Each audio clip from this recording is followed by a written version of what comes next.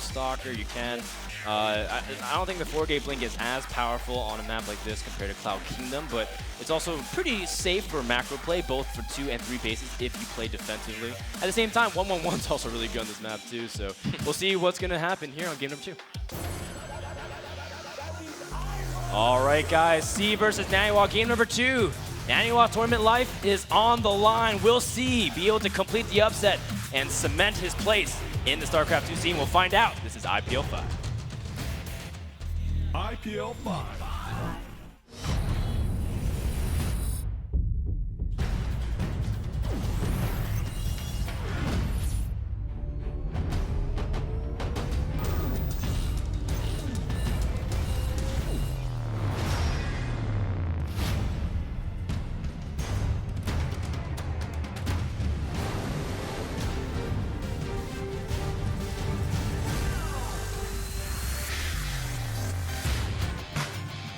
Welcome to IPL 5 Ohana.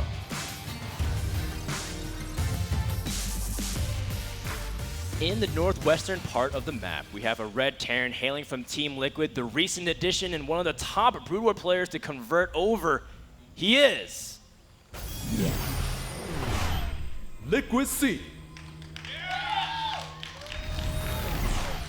C, a really fun streamer. Always loves to have fun. You can check him out. I've seen him stream Brood War as well. That's something that you really don't see people do anymore. And I love watching because I come from Brood War, right? So watching someone of that level play is pretty sick. Well, I also love this guy's play. The blue Protoss in the bottom right corner. Double quarterfinals in 2012. He is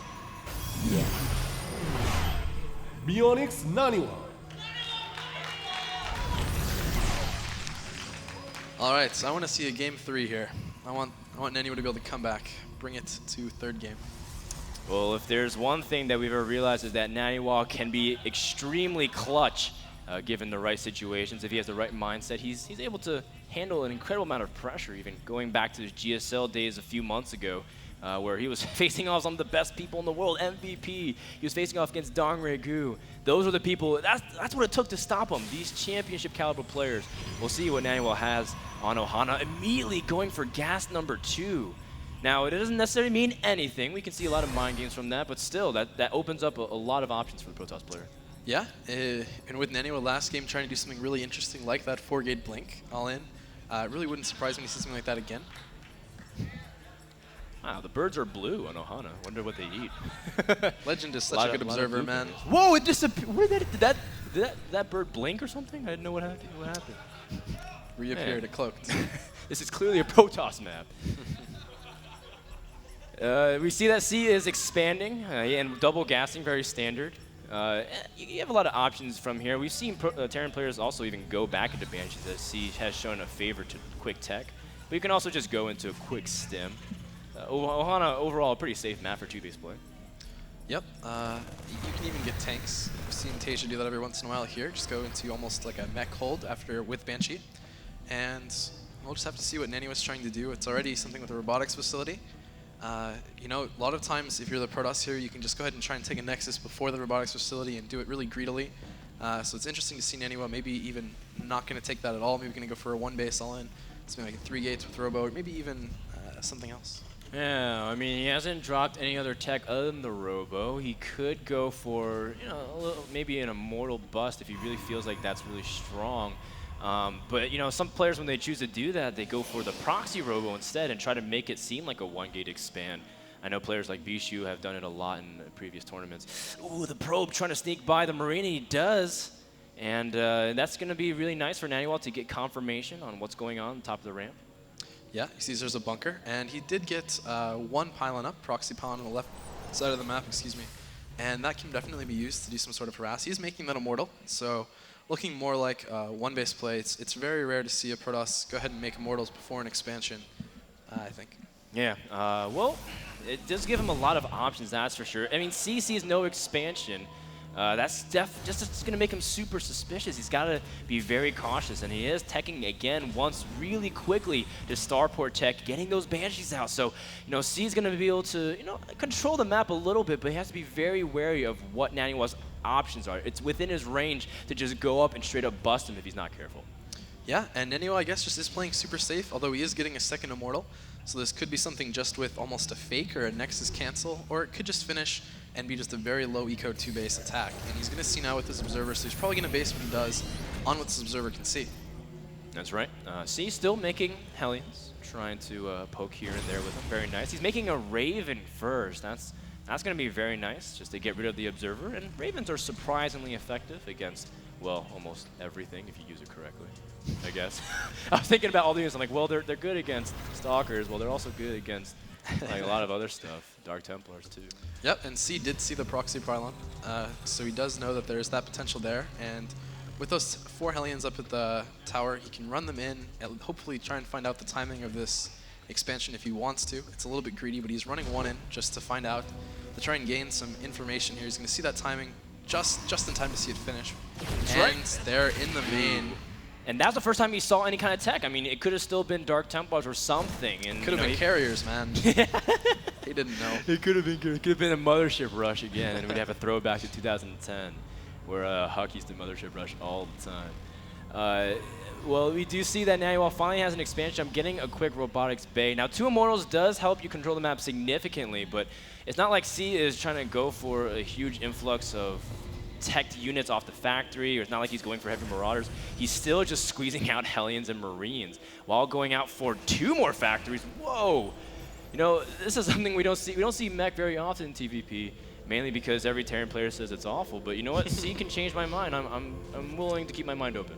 Yeah, and we're going to have to be, right? This is going to be an interesting game. He's still making Banshees at this point, and as you said, he's going into mech. As long as he can hold here, whatever this pressure is, which I think it's fine, it's going to be some sort of maybe Colossus, Immortal, maybe even just the 3rd base. Naniwa's been playing very safe. He can definitely continue to play safe. And I mean, it could be in response to what C did last game. Saw him go 1 base tech into Banshee. Yep. Rather than die to something silly like a 1-1-1, he's like, I want to play it safe, you know, and just make sure to get a good number of units before he's able to move down for an expansion. Nothing wrong with that play.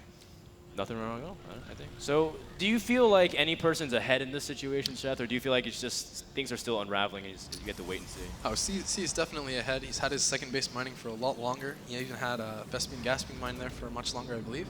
And he's even taking his 3rd already, getting that 3rd command center up.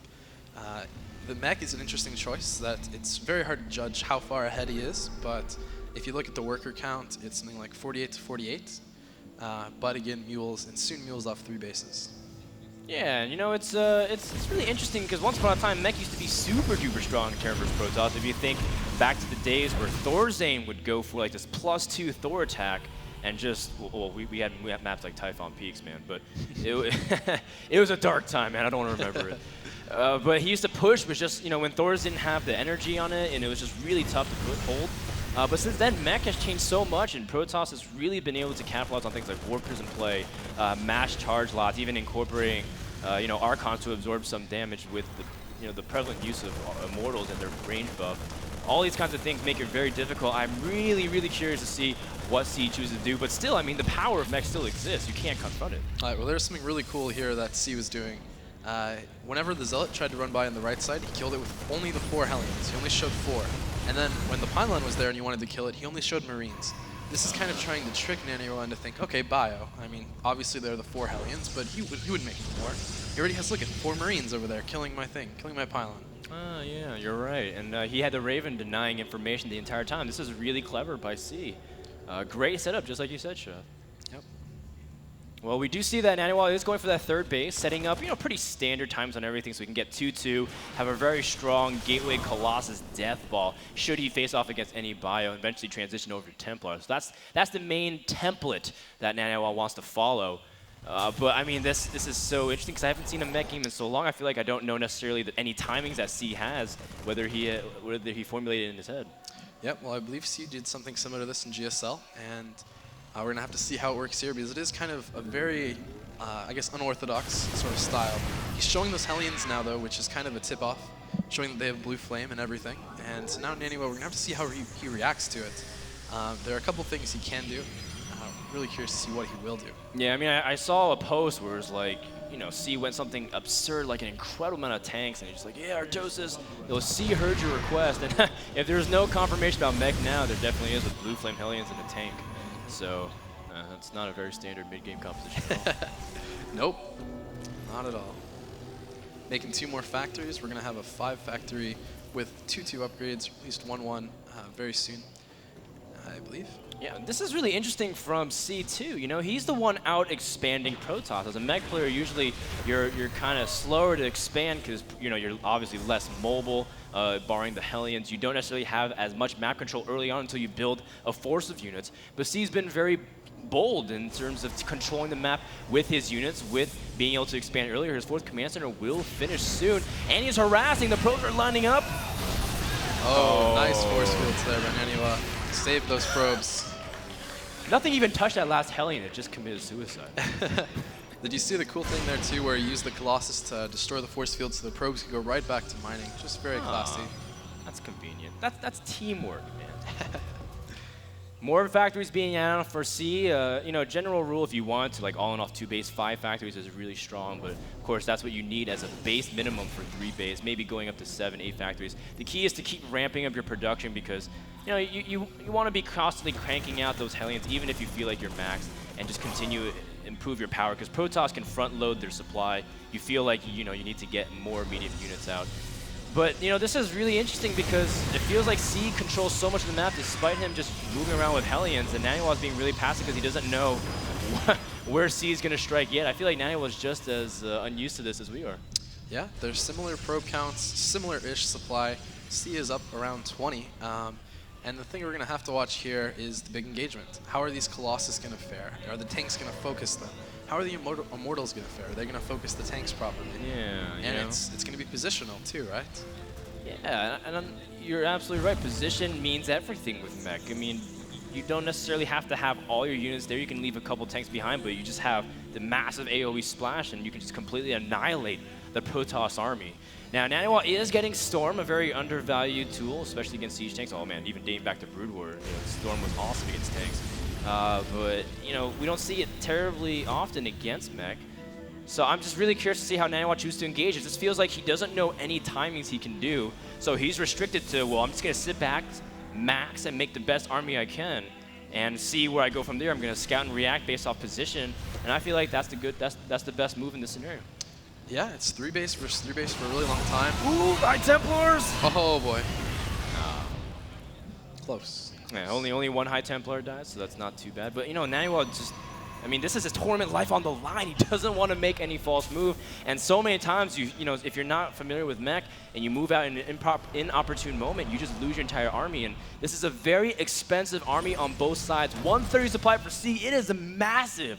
And Naniwa still needs a little bit more time to power up for 3-3 upgrades, get his War Prism out, because again, capitalizing on the immobility of mech is very key to your success. Yeah, and another thing you want to usually abuse as a Protoss here is this mobility by taking a 4th, taking a 5th, maybe even taking a 6th, and always harassing the 4th. But Naniwa's been very, very defensive, almost afraid to go to the tower, even. They're just afraid to go past it, at least. And C isn't, man. He's going straight up to the tower. Could this be the engagement? No, man. The Colossus is taking some free damage, and the High Templars do manage to deal with the Banshee, but the War Prism is now going over to the 4th base. But a Hellion run by into the main, and he's going to try to draw Naniwa out of position. He's giving up a lot of space, and that's going to allow C to move up, but C is actually falling backwards instead. Surprise!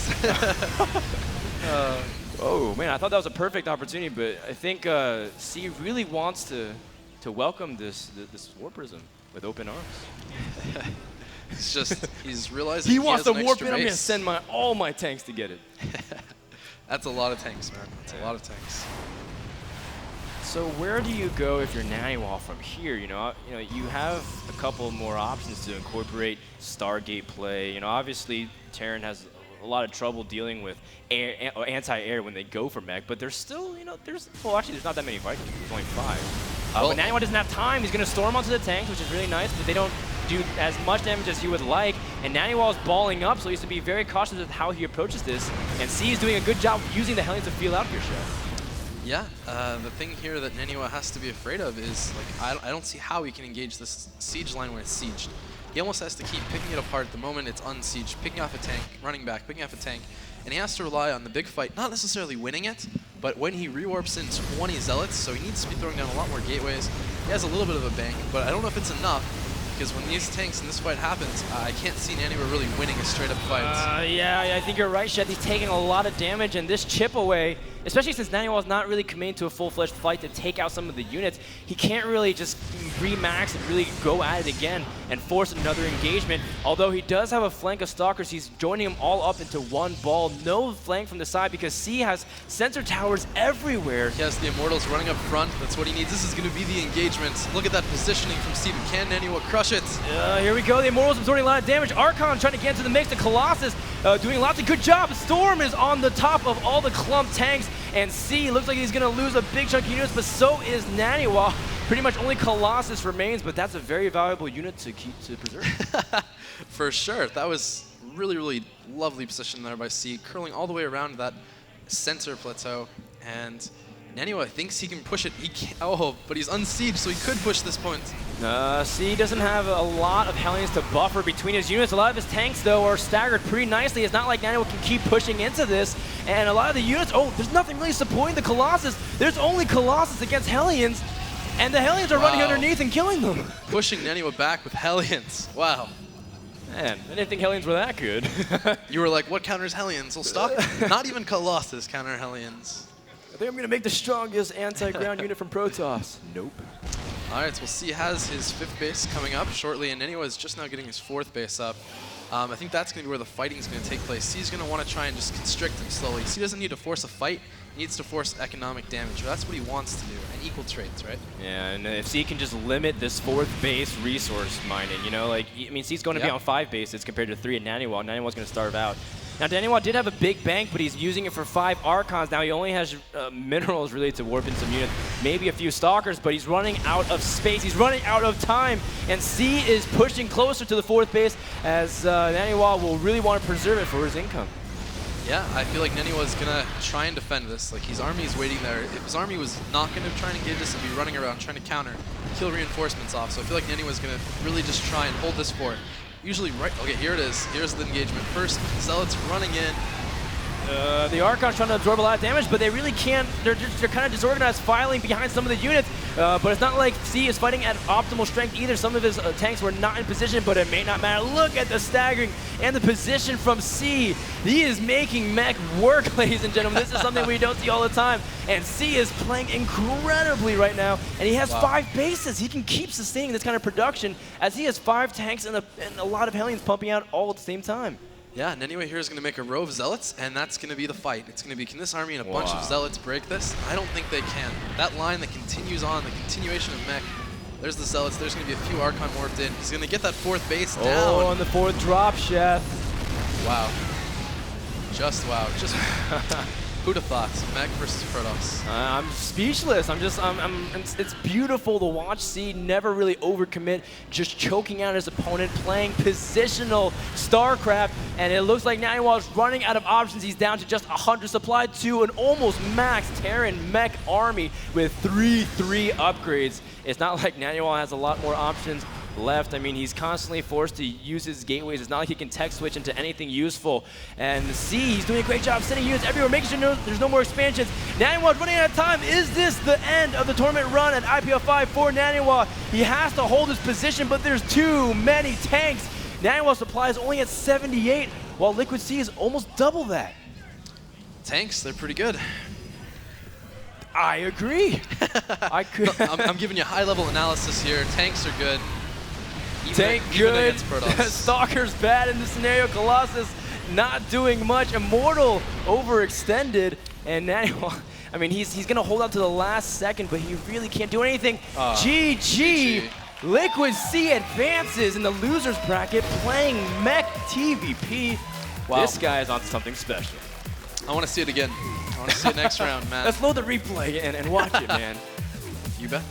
Well played by C, crushing defeat for Naniwa as he struggled. He has some of the hardest opponents. Look at his tournament path. He had to face against Scarlet, had to face against Nurtio, and he plays against C, who plays mech and Terran versus Protoss. This is not Naniwa's best tournament performance, but can you blame him against, I mean, look at the opponents he had to face.